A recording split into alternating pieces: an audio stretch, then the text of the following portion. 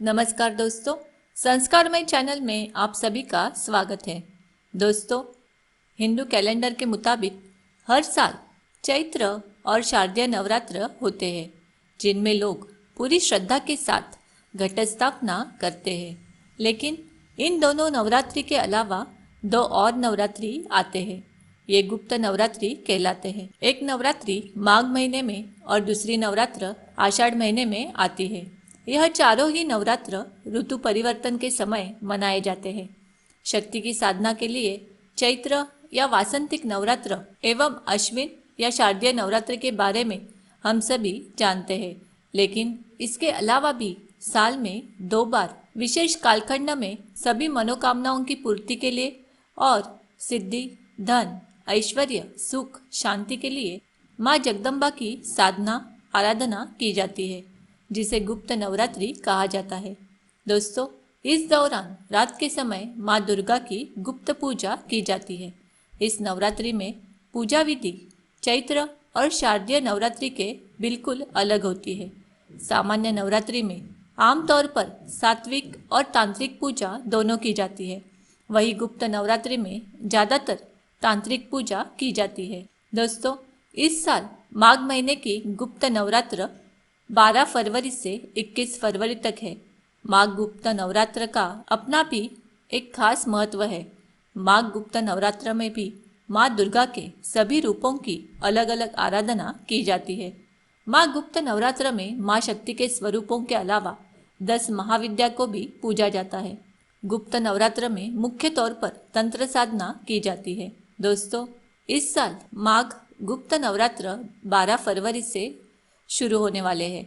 कलश स्थापना मुहूर्त सुबह 8:34 से सुबह 9:55 तक रहेगा। अभिजीत मुहूर्त दोपहर 12:13 से 12:55 तक रहेगा। दोस्तों, माघ मास की गुप्त नवरात्रि में देवी दुर्गा की पूजा विशेष रूप से की जाती है। इसलिए पहले नवरात्रि को कलश की स्थापना करके माँ दुर्गा की विधि विधान से पूजा करें। यह नवरात्रि विशेष रूप से तंत्र साधना के लिए की जाती है, इसलिए आपको गुप्त नवरात्रि में गुप्त रूप से ही पूजा करनी चाहिए। गुप्त नवरात्रि में साधक को पूरे 9 दिनों तक माँ दुर्गा की चौकी के आगे ही जमीन पर सोना चाहिए। इस नवरात्रि में अखंड ज्योति को विशेष महत्व दिया जाता है, इसलिए नवरात्रि के पहले दिन अखंड ज्योत अवश्य लगाए।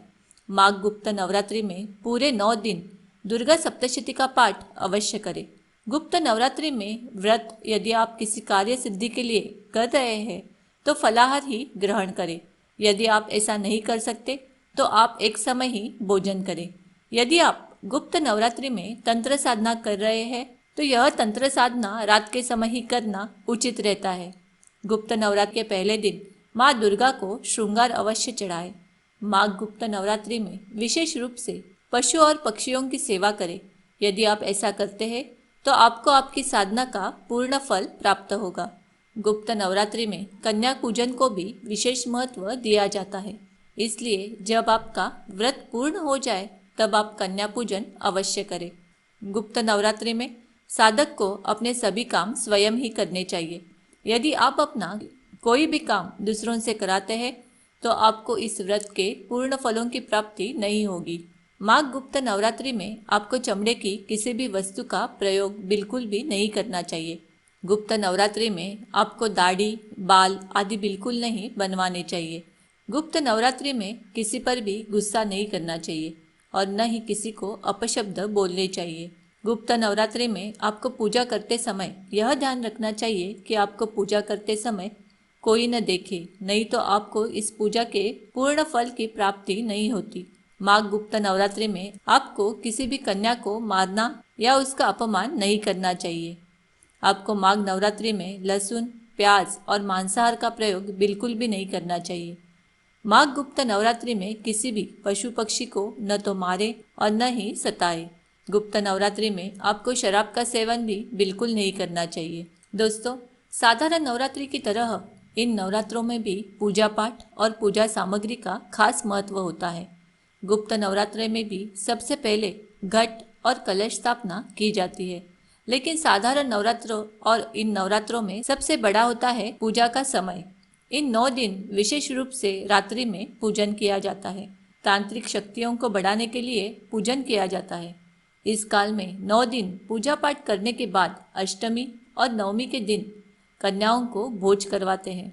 चलो तो जान लेते हैं माघ गुप्त नवरात्रि की पूजन विधि।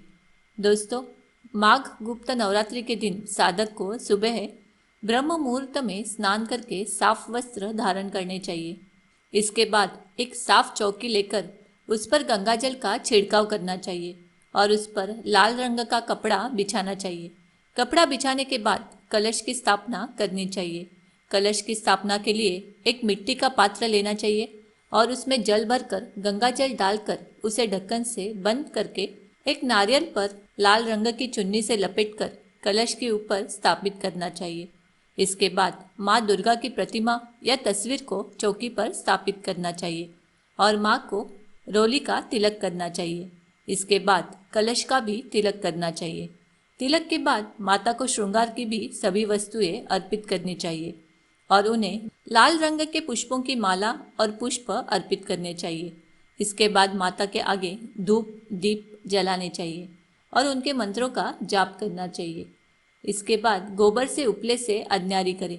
सबसे पहले इस पर घी डालें, कपूर डालें, 2 लौंग का जोड़ा डालें और अंत में बताशे डालें। अदन्यारी के बाद माँ दुर्गा की कथा सुने और उनकी कपूर से आरती उतारे। इसके बाद उन्हें बताशे का भोग लगाए और इन बताशों को प्रसाद के रूप में सभी के बीच में वितरित कर दे। इस प्रकार से माघ नवरात्रि में सुबह और शाम दोनों समय माँ दुर्गा की पूजा अर्चना करनी चाहिए। दोस्तों, नवरात्रि में 10 महाविद्या के नाम से देवी का पूजन किया जाता है। पहली माघ गुप्त नवरात्रि में माँ काली की पूजा की जाती है। दूसरी माघ गुप्त नवरात्रि पर माँ तारा की पूजा की जाती है। तीसरी माघ गुप्त नवरात्रि पर माँ षोडशी की पूजा की जाती है। चौथी माघ गुप्त नवरात्रि पर माँ भुवनेश्वरी की पूजा की जाती है। 5वीं माघ गुप्त नवरात्रि पर माँ भैरवी की पूजा की जाती है। 6ठी माघ गुप्त नवरात्रि पर माँ छिन्नमस्ता की पूजा की जाती है। 7वीं माघ गुप्त नवरात्रि पर माँ धूमावती की पूजा की जाती है। 8वीं माघ गुप्त नवरात्रि पर माँ बगलामुखी और 9वीं माघ गुप्त नवरात्रि पर माँ मातंगी और माँ कमला की पूजा की जाती है। दोस्तों, माघ नवरात्रि में माँ दुर्गा के मंत्र का भी अनन्य साधारण महत्व है। सर्व मंगल मांगल्ये शिवे सर्वार्थ साधिके शरण्ये त्र्यंबके गौरी नारायणी नमोस्तुते। ओम जयंती मंगला काली भद्रकाली कपालिनी दुर्गा क्षमा शिवा धात्री स्वाहा स्वधा नमोस्तुते। या देवी सर्वभूतेषु शक्तिरूपेण संस्थिता नमस्तस्यै नमस्तस्यै नमस्तस्यै नमो नमः। या देवी सर्वभूतेषु लक्ष्मीरूपेण संस्थिता नमस्तस्यै नमस्तस्यै नमस्तस्यै नमो नमः। ओम ऐं ह्रीं क्लीं चामुंडाय विच्चे। इन मंत्रों का जप अवश्य कीजिए और माँ दुर्गा को प्रसन्न कीजिए। दोस्तों, हम आशा करते हैं कि हमने बताई हुई जानकारी का आपको पूरा लाभ हो। अगर आपको हमने बताई गई जानकारी अच्छी लगी हो तो वीडियो को शेयर और लाइक ज़रूर करना। और अभी तक आपने हमारे संस्कार में चैनल को सब्सक्राइब नहीं किया हो तो ज़रूर सब्सक्राइब करें। धन्यवाद।